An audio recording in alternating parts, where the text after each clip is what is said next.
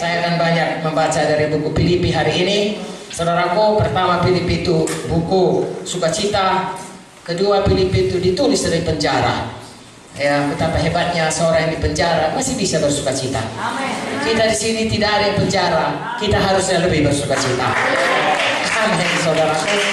Ya, Filipi 1 ayat 6 berkata, akan hal ini aku yakin sepenuhnya, yaitu Ia yang memulai pekerjaan yang baik di antara kamu akan meneruskannya sampai kepada akhirnya pada hari Kristus Yesus. Ini kepalanya ucapan syukur dan doa Paulus. Jadi memulai suratnya kepada Filipi dengan berkata, Tuhan mulai baik, Tuhan akan meneruskannya sampai pada akhirnya. Jadilah ini kepada kita. Ya, yang lalu saudara mulai dari saudara selamat, itu sudah permulaan yang paling baik. Seterusnya sampai tadi malam, itu juga permulaan yang baik. Hari ini akan ditambahkan Tuhan lagi, ya, dibangun Tuhan terus kita sampai pada kehendak Tuhan. Dan kalau kita baca Filipi 3 ayat 13-14, saya loncat saja saudaraku. Filipi 2 mengenai Tuhan Yesus. Oke, Filipi 3 13-14 berkata, apa yang harus kita lakukan? Sudah kita saudaraku sungguh menyadari Tuhan sudah mulai yang baik. Apakah yang kita lakukan seterusnya? Apakah kita kemudian tidak berbuat sesuatu? Kita terus maju. Ayat 13, saudara-saudara, aku sendiri tidak menganggap bahwa aku telah menangkapnya. Tapi ini yang kulakukan, aku melupakan apa yang telah di belakangku dan mengarahkan diri kepada apa yang ada di hadapanku dan berlari-lari kepada tujuan untuk memperoleh hadiah, yaitu panggilan surgawi dari Allah dalam Kristus Yesus. Amin. Dari Paulus dari mulai mengatakan, aku bersyukur sudah permulaan baik, lalu dia sambung kepada mari berlari-lari pada tujuan Tuhan. Kalau saudara baca buku Timotius, akhirnya dia berkata, aku sudah sampai pada akhir perjalananku. Jadi semuanya kita seharusnya mengikuti teladan ini. Alkitab ini ditulis supaya kita mengikuti teladan yang baik dan membuang atau tidak melakukan apa yang dilarang. Hari ini kita belajar saudaraku menatap ke depan masa depan kita, sebab yang di belakang itu tidak akan kembali. Hari ini tanggal 3 Juli, kapanpun gak akan pernah kembali. Bulan Juni, bulan April akan tetap maju. Tahun 2019 gak pernah balik. 2018 pasti akan maju terus. 2020, 2020 sampai Yesus datang. Jadi apa yang bisa kita lakukan adalah menatap ke depan. Haleluya. Ada juga firman Tuhan yang berkata, ya, pujilah Tuhan hai jiwaku, pujilah Tuhan hai segenap batinku. Benar?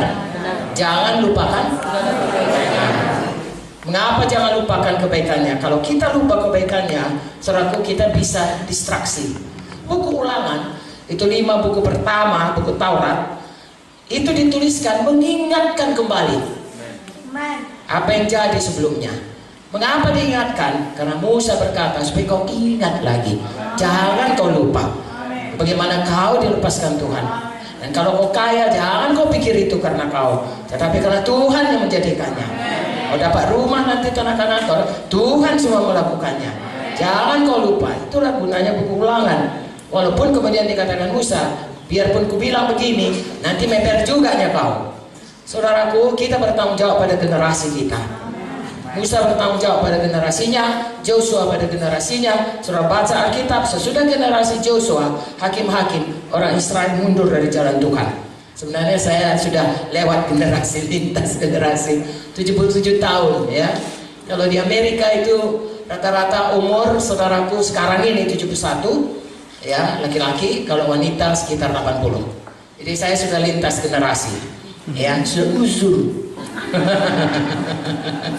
Tapi firman Tuhan berkata, ya di luar bertambah tua, ya di dalam bertambah dibaharui. Haleluya. Maka dengan sukacita saya ada di sini dan berkata, saudaraku, yang lalu sudah berlalu, bagi kita menatap masa depan. Dan apa yang ditugaskan Tuhan pada generasi kita, tolong kerjakan. Tuhan berkata, aku menemukan seorang yang berkenan kepadaku, yaitu Daud, yang melakukan segala yang kulakukan. Dia berhasil pada generasinya. Dan saudara lihat, saudaraku, betapapun Daud itu, saudaraku, dia berhasil. Salomo, ya, yang mulainya begitu bijaksana, dan tidak ada orang sekaya dia, tapi ujungnya, saudaraku, tidak begitu baik, ya. Tetapi siapapun kita, generasi kita, kita yang bertanggung jawab. Makanya sekarang saya ajak saudara menatap ke depan. Mengapa? Saya pernah membaca mengenai satu yang dinamakan E-Line di daerah negeri barat sana. Namanya E-Line itu, saudaraku, kalau kita di sini kan jalan-jalan provinsi, jalan apa. Mereka itu selain daripada jalan raya, ada jalan untuk sepeda. Waktu kami ke negeri Belanda, saudaraku, orang berkata kepada kami, hati-hati ya Pak Munte, ya Ibu dan anak-anak, jangan sampai orang yang bersepeda itu melanggar Anda atau Anda menabrak mereka, karena itu jalan sepeda itu hak penuh mereka. Artinya orang yang berjalan sepeda itu jalan dia, kita yang menunggu dia, khusus untuk dia. Lalu saudaraku, itu adalah jalan sepeda karena memang dianjurkan orang bersepeda supaya jangan polusi di negeri itu. Tetapi selain itu mereka punya yang dikatakan tidak selalu ada, kadang-kadang diadakan, namanya E-Line. Itu kita tahu semuanya, IKTP dan lain sebagainya ya. Artinya itu digunakan untuk orang yang suka pakai gadget. Di seluruh dunia sekarang, apalagi anak muda, orang tua juga saudaraku, mama opung-opung kayak saya pun, bayi-bayi pun sudah tahu pakai gadget ya. Mereka itu suka melihat begini, dan kalau saudara tahu kalau pakai gadget kan begini, nggak ada orang pakai gadget gini ya. Semua begini. Jadi banyak sekali kecelakaan karena mereka itu begitulah ya, terikatnya dengan gadgetnya itu, sehingga mereka itu tidak tahu nabrak tiang listrik, nabrak orang lain, bahkan meper ke jalan raya. Ada yang jatuh ke jalan lintas kereta api ya. Saya pernah, Vicky barangkali menceritakan, udah pun jatuh di tempat kereta api, polisi bilang cepat keluar, iya sebentar lagi, cek. Nah itulah dia saudaraku ya. Jadi dibuatlah E-Line itu pada satu hari saudaraku.